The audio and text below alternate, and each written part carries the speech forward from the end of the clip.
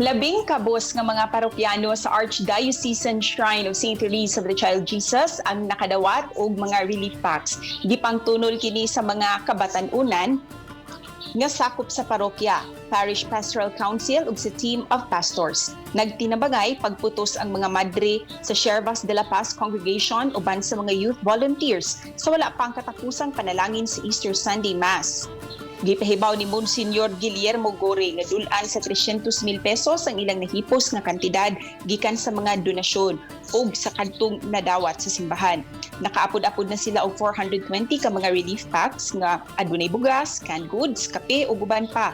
Samtang gipahibaw ni Father Joseph Lerida sakop sa team of pastor nga nagtinguha pa sila sa pagtigom og laing 500 ka mga relief packs aron ilang maapod-apod na usab sa mga nanginahanglan. O produkto sa ato ang pagdawat sa grasya sa kaluoy sa Ginoo diha sa pagtuo nga pamiyatanon. Mga kapuso, subli natong ipahibaw no nga ipatigbabaw nato karong panahuna ang #spreadkindness ug dili ang kalagot o kahadlo. Busa ipadayon lang nato mga kapuso ang #spreadkindness. Balikan ninyo din ha. Super Bob, Alan.